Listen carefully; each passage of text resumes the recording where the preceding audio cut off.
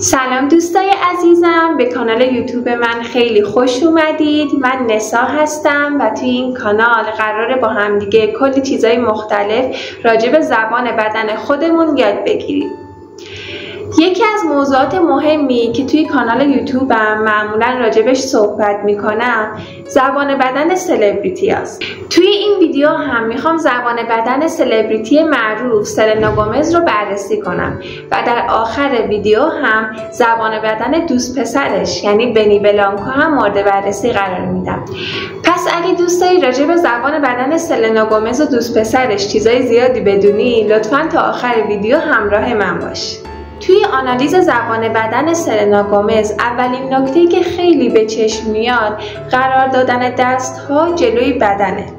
سلنا در خیلی از جاها معمولاً یک یا دو دستش رو جلوی شکم یا زیر شکمش قرار میده. این زبان بدن میتونه به این معنی باشه که در واقع سلنا میخواد یه جوری حس امنیت برای خودش ایجاد کنه، چون در اکثر مراسم ها در مقابل آدم های زیادی قرار میگیره و جمعیت زیادی دارن بهش نگاه میکنن.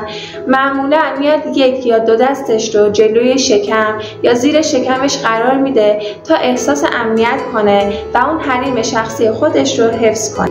توی مراسم های بزرگ معمولا سلبریتی ها هم تا یه حدی استرس و هیجان دارن و این حرکت سلنا گومز میتونه یک پاسخی برای دفع استرس و اضطراب خودش هم باشه. گاهی اوقات هم دیده شده که سلنا گومز از یک جسم خارجی مثل کیف خودش استفاده میکنه تا اون حریم شخصی خودش رو حفظ کنه و احساس امنیت کنه. یکی دیگه از زبانهای بدن معروف سلنا قرار دادن دستش روی پهلوش یا کمرشه. دست به کمر بودن یا دست به پهلو بودن اگر با شونه های صاف، سر رو به بالا و لبخند همراه باشه به معنی اینه که فرد اعتماد به نفس بالایی داره و قدرتمنده. یه زبان بدن دیگه که سلنا خیلی ازش استفاده میکنه قرار دادن دستهاش در امتداد بدنش و تا حدی چسبوندن دستها به بدنش هستش. این حرکت هم دلایل مختلفی میتونه داشته باشه و رایج‌ترین دلیلش داشتن اضطراب و استرس بالا هستش. وقتی که آدم‌ها استرس بالایی دارن یا هیجان بالایی دارن سعی میکنن اندام‌های بدنشون رو به همدیگه نزدیک نگه دارن و سلنا هم برای اینکه از میزان استرسش کم کنه سعی میکنه که دستش رو به بدنش بچسبونه یا لباسش رو با دستاش بگیره.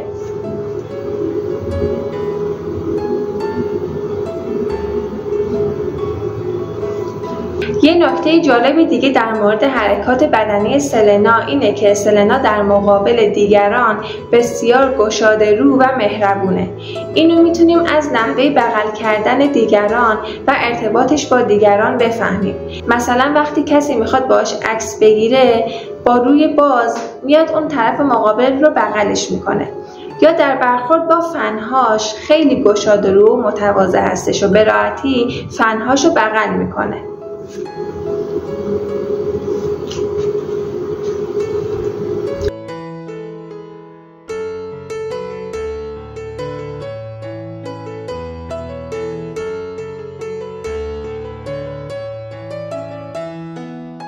یکی دیگه از حرکت‌های مورد علاقه سلنا بالا آوردن دستش و به اصطلاح دست تکون دادن برای فنها و اطرافیانش هستش و به این روش با بقیه سلام علیک میکنه.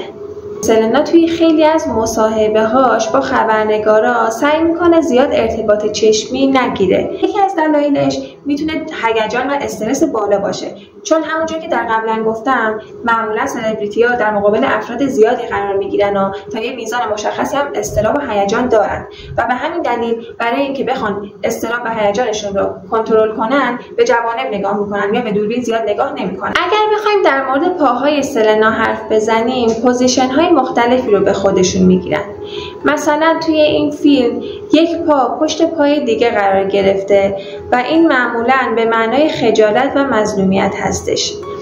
اگر به بالاتنه سلنا دقت کنیم میبینیم که بالاتنه‌اش صاف و ریلکسه ولی پاهاش پشت همدیگه قرار گرفته و این میتونه به این معنی باشه که من تابع حرفای شما هست و حرفای شما رو میپذیرم. در خیلی از جاها هم سلنا پاهاشو به حالت زبدری قرار داده.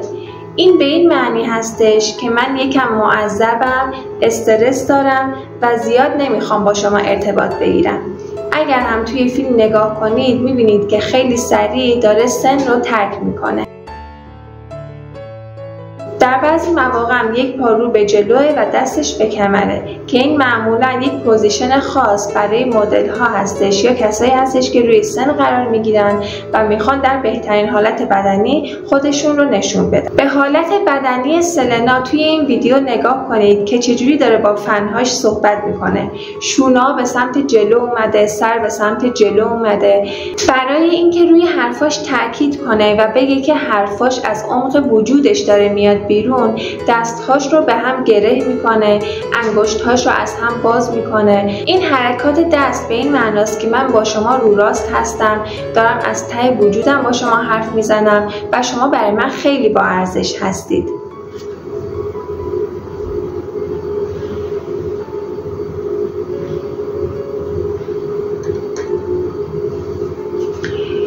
توی این قسمت هم که صورتش رو با دستاش میپوشونه نشونه ادب و تواضعش هستش، یعنی اینکه خجالت کشیده اون آقا دنباله پیراهنش رو درست کرده.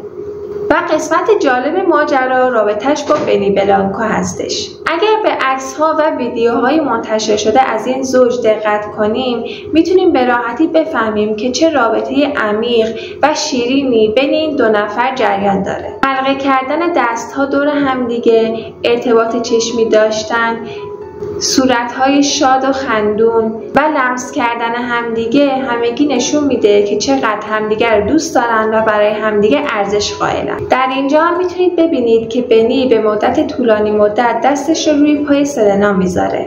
این میتونه به این معنی باشه که علاقه زیادی به سلنا داره و همچنین میخواد توی جمع ازش حمایت کنه. یه جورایی میخواد انگار بگه که من پشتت هستم، من کنارت هستم. امیدوارم نکتهایی که راجع به زبان بدن سلنا و دوست پسرش گفتم برات جالب باشه.